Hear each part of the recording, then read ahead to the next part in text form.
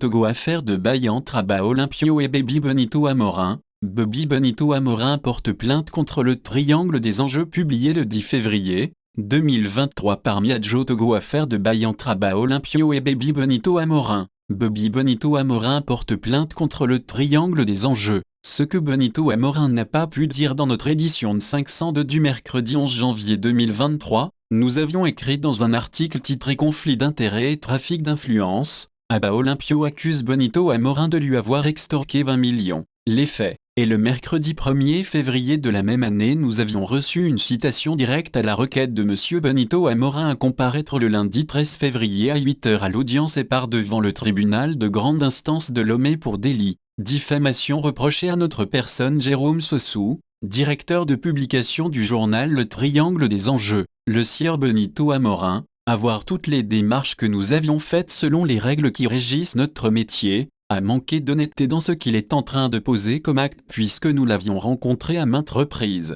Nous avions pris aussi soin d'évoquer dans notre article ce qu'il nous avait dit, sauf que M. Amorin avait déjà mis en garde lors de nos discussions qu'il portera plainte contre nous si nous écrivons sur lui, une sorte de trafic d'influence. Nous avons compris trop tôt à la réception de cette citation directe que le sieur Amorin est dans la logique de nous intimider et d'exercer un trafic d'influence sur nous, de quoi Baby Amorin nous accuse, attendu que M. Jérôme Cadet Sossou, directeur de publication du journal privé Triangle des Enjeux, a, dans la parution de 502 du 11 janvier 2023, écrit à la une du dit journal et en titre ce qui suit. Conflit d'intérêts et trafic d'influence. Abba Olympio accuse Bonito Amorin de lui avoir extorqué 20 millions, attendu que c'est sans rapporter la moindre preuve que M. Jérôme Cadet Sossou accuse le requérant d'exercer un trafic d'influence dans un procès encore pendant devant la Cour suprême du Togo, avons-nous lu dans le document de citation directe que nous avions reçu. À en croire donc ce document,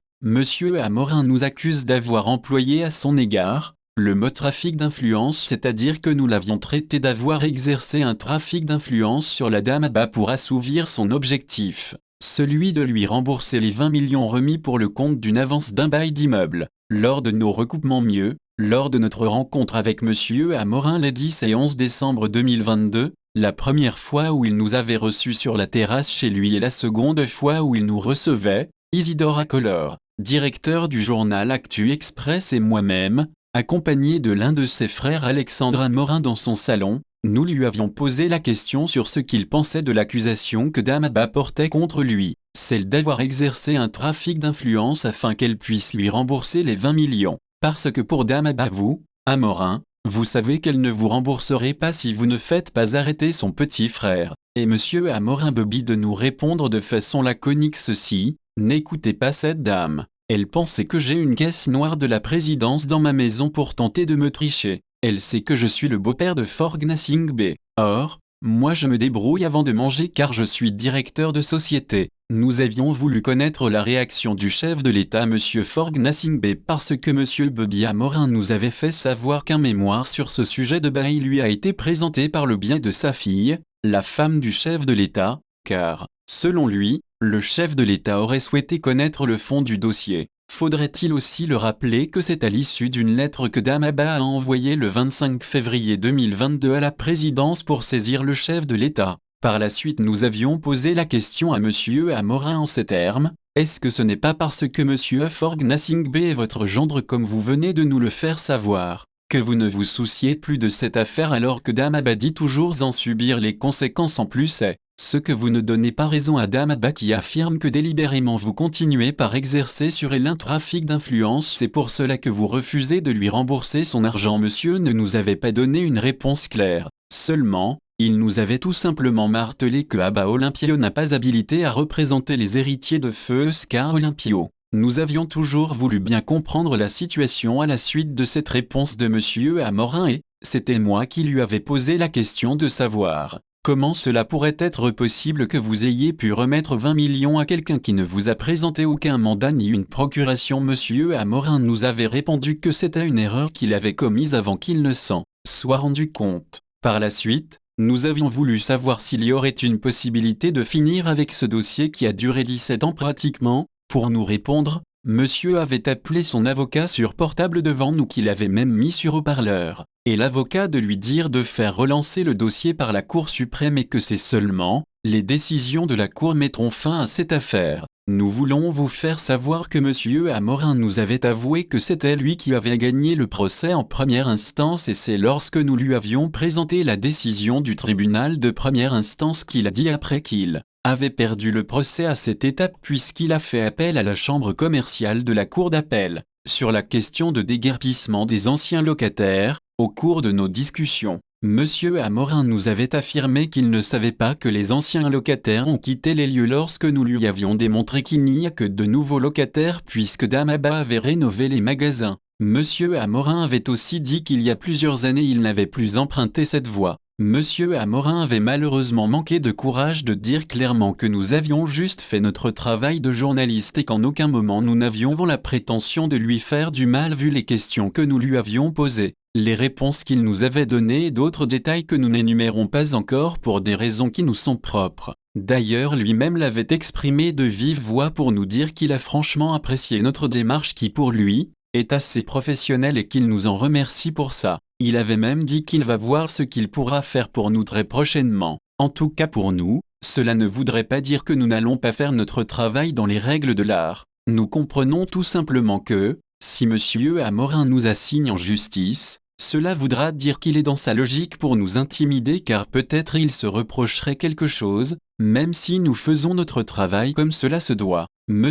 Amorin lui-même nous l'ayant déjà signifié préalablement au cours de nos discussions. Nous voulons tout de même vous rappeler que nous avions mentionné dans notre article les documents que M. Amorin nous avait remis, notamment le mémoire récapitulatif sur le sujet, la sommation interpellatrice datant du 6 novembre 2009 pour ne citer que cela, rappel bref des faits selon l'ordonnance 2757-2016 du 14 octobre 2016 du tribunal de première instance confirmé par la REN 155-21 du 21 octobre 2021 de la Cour d'appel. Tout remonte à 2006 lorsque les héritiers de feu Oscar Olympio voulaient mettre en bail un immeuble. En effet, c'est une affaire qui date depuis 2006 lorsque Benito Amorin entra en pourparlers avec Damaba Olympio pour le bail à construction devant porter sur un immeuble si à Agbadaonou, appartenant aux héritiers de feu Oscar Olympio au profit d'un autre concurrent étranger, car selon Damaba, entretenir la collaboration avec Benito affectueusement appelé Faux Baby profitera au pays mieux, à sa famille que de mettre l'immeuble à disposition d'un étranger. Benito Amorin étant donc un grand frère proche de la famille héritière.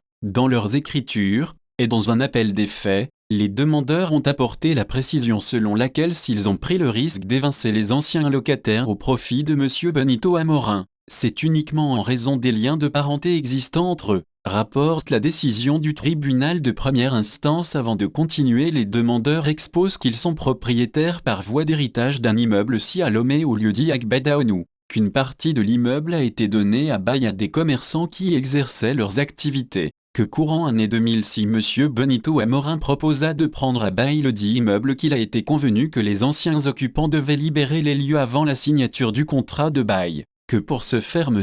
Amorin a avancé la somme de 20 millions francs CFA qui a été versée aux occupants sortant à titre d'indemnité de rupture du contrat de bail que les occupants ayant libéré les lieux. Le requis les invita devant notaire pour conclure le contrat de bail qu'au moment de la signature, le requis présenta un projet de contrat portant le nom de Madame Joko Amado Afiwa Elisabeth, gérante de la société Hirondelle SARL comme preneuse, que stupéfait du changement du nom du preneur. Les requérants exigèrent des explications et refusèrent de signer le contrat de bail que M. Amorin Benito. La décision du tribunal de première instance relève plus loin que sur la non-pertinence, selon eux, du moyen tiré de la présence de locataires dans les lieux loués. Les demandeurs soutiennent que se murant dans ses propres contradictions, M.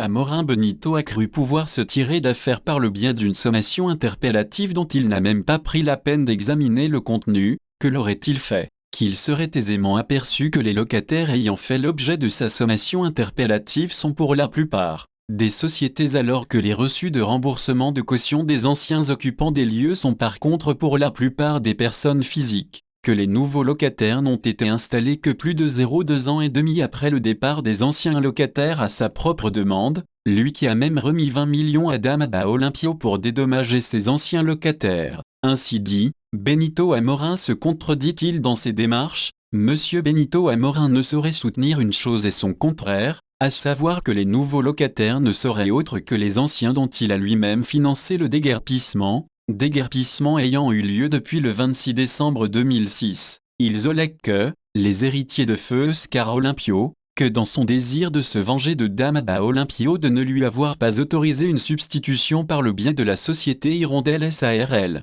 Monsieur Benito Amorin aurait bien souhaité voir appauvrir les héritiers de feu Oscar Olympio sans lever le petit doigt quant au manque à gagner qu'il leur a infligé, rapporte le document aussi, faudrait-il le signifier, la somme de 25 560 000, 25 560 000, francs CFA réclamés par les héritiers de feu Oscar Olympio est calculée sur la base, non de 2 ans et demi, mais de 3 ans de loyer non perçu pour dommages et intérêts. En tout état de cause, le dénouement de cette affaire qui est encore pendant devant la Cour suprême à la suite de la requête formulée par Monsieur Amorin Benito, aux fins de pourvoir depuis le 27 décembre 2021 et qui a causé assez de désagréments aux héritiers de feu Oscar Olympio, vu tout le temps qu'il a pris dans la vie commerciale de ces derniers ne serait plus tardé. Pour ce faire, il n'y a aucun doute que le droit soit dit afin que ces pauvres héritiers poussent un ouf de soulagement. Mais ce que Monsieur Amorin Benito n'a pas pu dire est que, ce que nous avions dit et qu'il incrimine est déjà contenu dans l'ordonnance 2757-2016 du 14 octobre 2016 du tribunal de première instance confirmée par la reine 155-21 du 21 octobre 2021 de la chambre commerciale de la cour d'appel pour lequel il a fait sursis à exécution devant la Cour suprême, et qu'il ne pourra pas assigner en justice pour une affaire qu'il oppose déjà à Dama Olympio, cette affaire qui attend depuis 2021 le verdict de la Cour suprême, la même personne de Dama Olympio pour la même affaire. Nous continuerons par suivre ce dossier jusqu'à son dénouement, advienne que pourra. Nous y reviendrons dans nos prochaines éditions. Jérôme Sossou, le triangle des enjeux numéro 505.